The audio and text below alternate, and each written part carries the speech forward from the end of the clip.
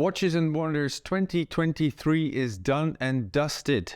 The team is back with a lot of impressions. We had a little bit of time to digest, and I'm here with Nacho. And we're going to talk about our impressions, our favorite watches, and we'll also do some name dropping. Worst in show, for instance.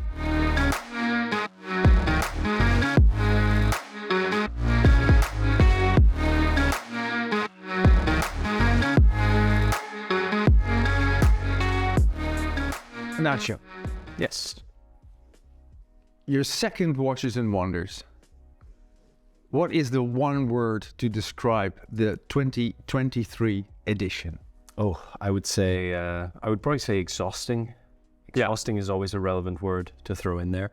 But it was also a lot of fun, as always. A lot of fun, a lot of watches, and a lot of interesting things. I think that many things we were expecting, some things we weren't, and it was really nice to get to, be surprised as well. That's first nice watch you saw during Watches and Wonders. Do you remember the very first? Absolutely, yeah. I jumped straight into it Monday morning, 9 a.m. into the Tudor booth. Yes. So that was it was quite a nice moment. I think I went right away as soon as the trays were out. I jumped right for the Black Bay 54. So that was really nice to get to see that right away. And it's probably one of my favorite watches of the show. That's my next question. Did it make it into your Watches and Wonders top 3? It did. It did. It actually did, yes. And I felt that it perhaps shouldn't have, because it was the first one that I saw. Yeah. So in a way you think, is this skewing my perception? But then ultimately after the show was done, after a weekend, or if you can call it a weekend, just a bit of rest and a bit of a lot of sleep, contemplating. A lot of contemplation. I thought that way, and I thought, well, the 54, it's still an impressive thing. And why is it impressive? Why do you think? I think that it's a nice way to bring it back to a vintage reissue that's sort of dimensionally correct, and that really captures the charm. It sort of takes away a little bit of what made the Black Bay, a little bit of the signature things like the bezel knurling, the crown design, and it's sort of the snowflake on the second hand. Yeah. And it sort of really turns it into a new version of an old thing. Yeah. And I think that it's really nice when a brand does a proper reissue of one of their vintage watches. Yeah, I have to say I was also very positively surprised by it. Yeah. But let me just give you one of my favorite watches, and it was just next door. The Big Brother, or the Big Daddy, the Mac Daddy of them all. It was actually and I'm very surprised because I was never a big fan of the Yacht Master. But in titanium, it works. It is surprisingly good. I completely agree. Yeah. Completely agree. A weird thing. Still, I struggle with the whole concept of a titanium Yacht Master and not having a titanium sub. Yeah, because of the association you have with a tool watch when you talk titanium. I mean, their monstrous deep sea diving thingy is made from titanium, and now we have this luxury yachting tool. Then probably. Yeah. It is like the production version of the Sir Ben Ainslie prototype he wore, but that wasn't on a bracelet, I think. Yeah. But I was actually ready to not like it. And then I saw it, and I put it on the wrist, and it was wonderful. Absolutely. I think it's a watch that everybody could have really, benefited from a little bit of briefing for. I think even the people presenting it to us at the fair were a little bit like, and then there's this thing, the Daytona, the puzzle, the ballooning, the balloons, and then suddenly they said, oh, and this, and we're not sure about this. Maybe they were sure about it. I was sure about it being my favorite release from Rolex this year as well. So 40mm Explorer, your thoughts? Oh, I was so caught up with the Yachtmaster. Okay. This genuinely happened. I was so caught up with that watch that I didn't see the Explorer in 40. And I will struggle to keep it that way for as long as I can. Yeah. I think it doesn't make sense. I can't wait to see the comments on the 40mm Explorer, actually. Yeah. So please let us know in the comments what do you think about that huge adventurer. Let me see what my number 2 is in my top 3. Rolex done. You've done a you've drawn a very large picture of Kermit there. Yeah, It's beautiful. well, I'm glad I met up with the green fella. We had a drink, so that was fine. No, but I'm not gonna mention Kermit. I've mentioned Kermit enough. He was very drunk. The Reverso chronograph Yes. in steel and rose gold. Yep. I was blown away by both. If I had to choose between the steel and the rose gold, will probably be the steel, but that's for budgetary reasons. But what a great watch! Yeah. Absolutely.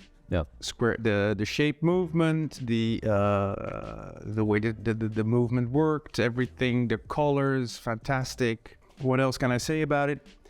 I was actually a little bit hesitant to choose that one because I was also kind of blown away by the tourbillon, and I don't normally like tourbillons, but I thought that pink gold Reverso tourbillon was quite lovely. Yeah.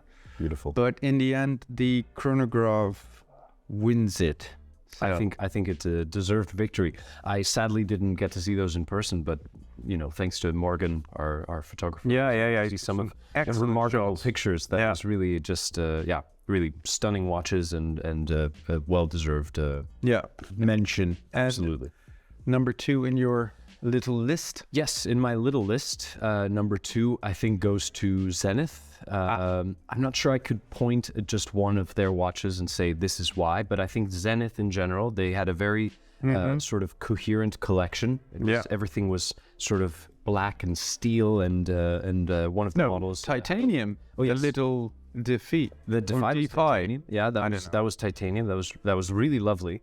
The ladder bracelet, and everything. I mean, that was probably one of the most remarkable ones. But then I was really drawn to the pilot, just the pilot, the three-hander. Yes, three-hander, time only, 40 millimeter case in steel. Mm-hmm. And I thought that watch, I was there getting ready to say, what a boring thing. Mm-hmm. This is. I saw the press release and I thought, this, I don't know, but Zenith, as always, pulls it off. I mean, the design team there is incredible, and it really speaks to their work that when you see the watches on your wrist in person, they're just impressive. The three-hander, not the black ceramic. Black ceramic was it? Right? It was ceramic, yes. But just the steel one, like the most vanilla of exactly execution was actually on the wrist. It was completely really, really good. Totally agree. Yeah, agree. Yeah, I liked the little sort of hint of rainbow in the chronograph. I didn't. It was. I didn't. I feel as though it would have been nice as a follow-up to more of a heritage sort of reissue, a sort of bringing back the classic from the 90s. Yeah.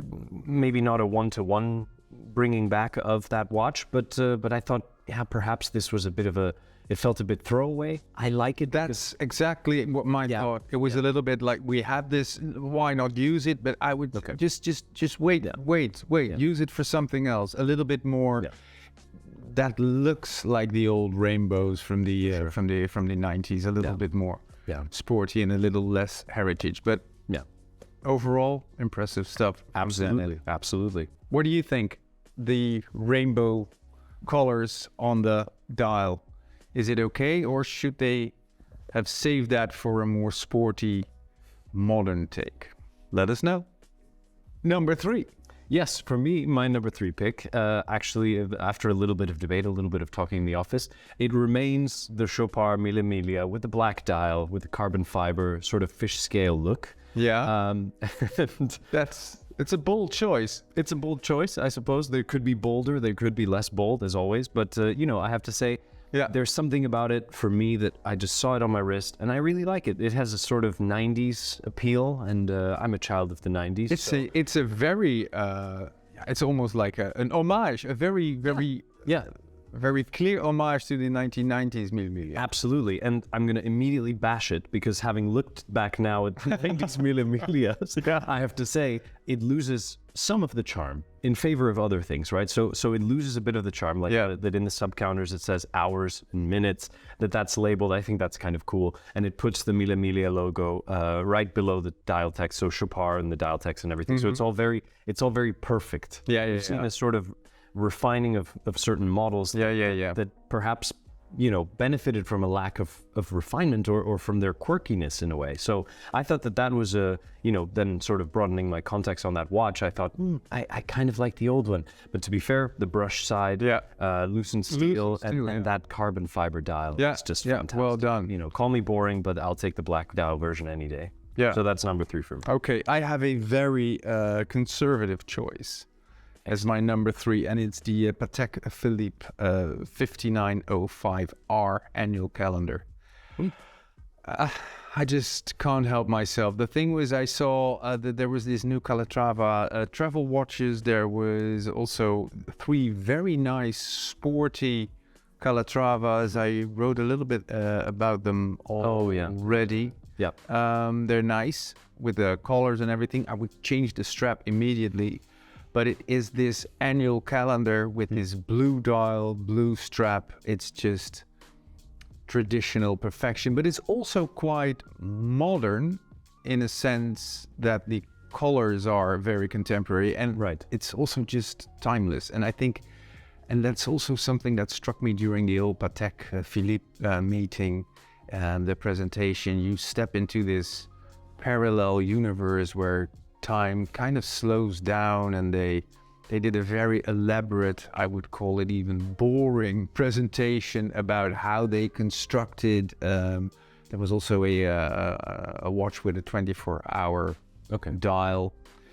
That was very odd, but it felt all very superior, and very Patek. And I have to say that watch really blew my mind. So they have no choice but to choose a Patek. You keep picking watches for the most part that I haven't gotten to see. So it's I'm just here nodding with nothing behind my eyes because I wish I had seen them, but I'm sure I'll see Morgan's pictures. Absolutely. Let's do some name dropping. Just some quick honorable mentions, some stuff you spotted, you thought was cool, hilarious, hideous, I don't know. Whatever. I think the first thing that comes to mind is a Hublot, which I never thought I would say, but I don't know what it's called, but it was a titanium. Classic fusion chronograph Orlinsky. Perfect. Titanium. Oh, I'm glad you took notes. Yeah. So that was quite wonderful on the wrist, I have to say. It's this sort of very angular design. Titanium chronograph. The dial is completely just glossy black. The clean markings on it. I mean, it's just it just really works, and I prefer it on the black rubber strap. I prefer it on the bracelet, the sculpted bracelet. It's a nice bracelet. It's a really nice bracelet. Just featherweight, cool. Yeah, unlike anything else. And I believe price-wise, it was quite in line with the Ingenieur, which is also it was engineer money. Yeah. I think it was around the 16,000 euro, which is it was a little bit more. It was 17, and I think the Ingenieur is around 16. But in titanium, it's really sort of a head-to-head. Yeah. I also, when I saw that Hublot, I also started thinking about the Bulgari Roma Octa. Yes. There is this category of, there is also probably a Laureato Rappergo with a chronograph. It was for sure. What I liked about the Hublot is that it is fashionable, that it's a bit artsy, but it also harked back to the very original Hublot of the Carlo Crocco design, who first made it. Yeah. Gold with rubber. It was quite something. Yeah. Speaking of gold and rubber, I can't remember if the Vacheron Constantin overseas with the retrograde indications came on rubber. Yes, but I did like them because it's not the gold one though, but the steel one definitely came with a quick change system for rubber. Yeah. What I liked best about those two models were that because of the movements they used them in the other collections as well. Yeah.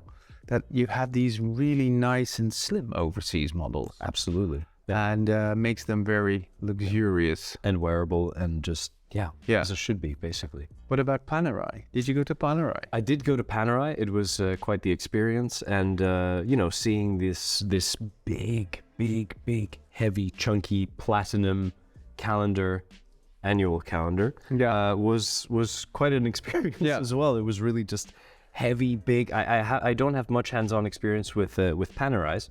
but it's always they're always quite a sight to behold. It's a little bit the opposite end of the spectrum. Yeah. You think with the Tudor Black Bay 54, you think, oh, maybe it won't suit my wrist, and then it does, in spite of it being quite small. Yeah. With Panerai, you think the same, and then it more or less 5mm, wasn't it? that one certainly didn't fit my wrist, but some of the smaller models with this aged finish were. Yeah. I kind of like the one that Radiomir with the California dial. And the weird thing is, I was really, I was smitten by the 37mm Tudor. Okay.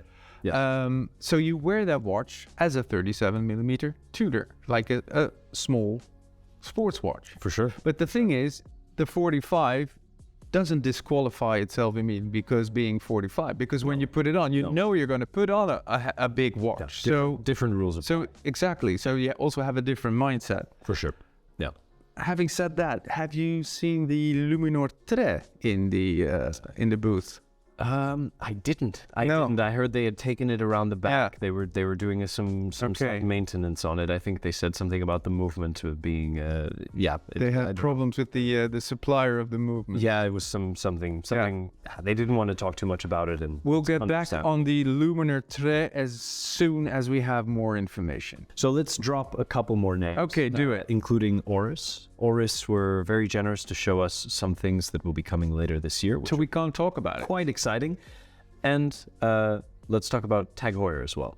What did you think of the glass box Carrera? I was not that impressed. I liked it when I touched it and felt it, and I do appreciate the contemporary approach. I did get a little bit of a Renaissance vibe because of the pebble shape. Yeah. It wore quite nicely. Mm-hmm. I didn't understand the black version with the date at 12. Right. With the seconds hand of the chronograph constantly blocking the view of the date window. But I do like the fact that they try to modernize it, and not in a bulky way, but in a more sleek and smooth and understated way. So for sure, quite nice for sure. Just my humble opinion. Yeah, I thought that those wore incredibly well. They looked the part. It was a real modern Carrera, especially the blue one. I believe the black one was sort of referencing a vintage model, quite a rare thing. But I'm not sure if referencing something from the 60s in a watch that's also sort of a real contemporary take.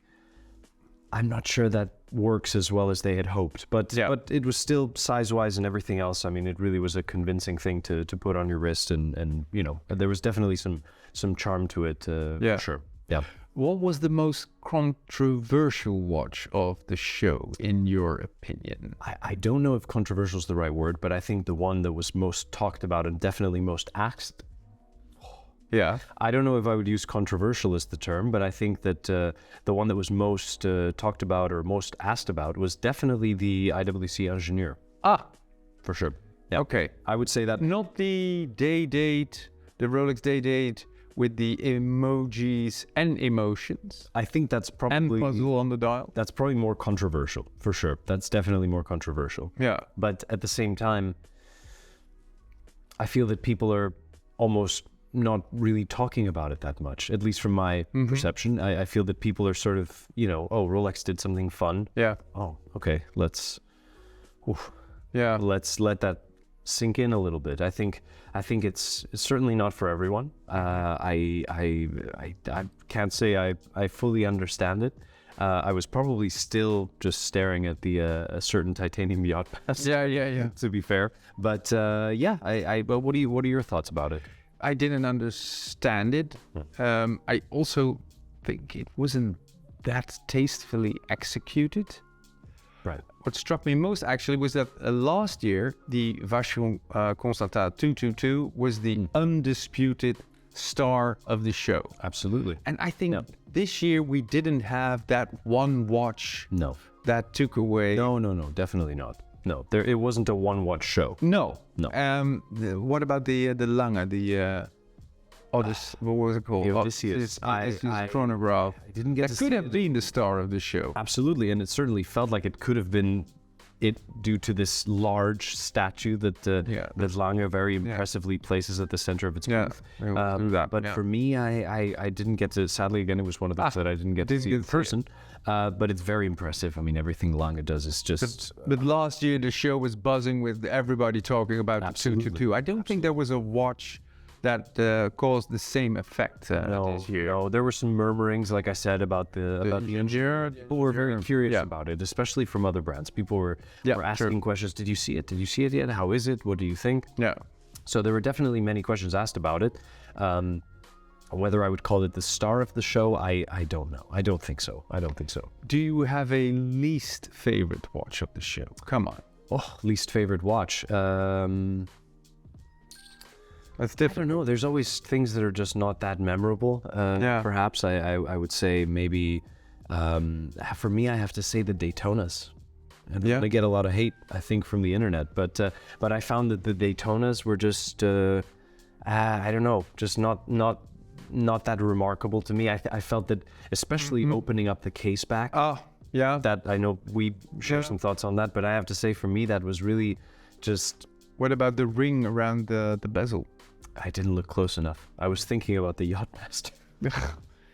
One track mind. Yeah. No, but so for me already the case back was enough. I didn't see what this ring thing was all about. But I to me they look a lot like how it looked before. Yeah. At least upon a first glance, upon a first impression, and then flipping it over and seeing it. I mean, it's seeing the movement in the. I believe it was just the platinum version. Yeah, only the platinum version. I found them a little bit underwhelming. So, what made you angry?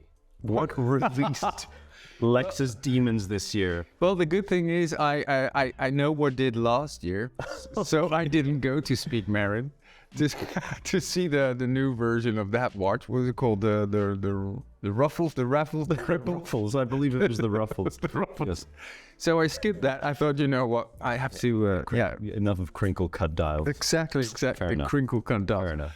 What it didn't really make me angry, but there was also a Tudor that kind of didn't work for me at all. Okay. That was that Tudor Black Bay GMT with the the Pepsi bezel, but then with a wide dial. Opaline dial. Oh, sorry, opaline dial. And I saw it, and I thought of one of my absolute favorite baller watches that I sometimes have the luck of wearing, and that is the white gold GMT Master 2 with the meteorite dial. Yeah.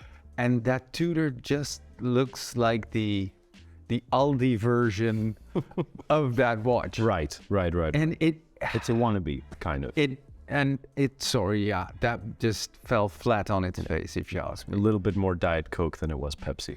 There was absolutely no taste, no flavor, nothing. No, it was no. Sorry, and feeling a little bloated. Very, very much so. Yeah. So, but I guess that's it. I was not too impressed with I think you mentioned that annual calendar from Panerai because of the weird way they displayed the dates. The date indications was weird horizontal and then vertical, and but overall, I think, because let's do an overall thing. Yes. Was it an adventurous Watches and Wonders, or was it more of a moderate Watches and a conservative Watches? It was really and Wonders. It played it safe. It felt like there was no one watch in particular that was the star of the show, but it also felt like there wasn't one watch that was really, the worst. Like there wasn't one that really stood out. Absolutely bombed. Absolutely, exactly. I think that's the best way to describe it. It was a year that felt very safe. Yeah. What did you like at Watches and Wonders? What didn't you like at Watches and Wonders? Do you agree with Nacho's choices, my choices? What are your choices? Let us know in the comments. And if you liked what you saw, like, subscribe, and come back real soon. We'll ChatGPT it in post. It's all good. It's all good. Everything you see in front of the camera is AI generated. Take it. That's why we look so good.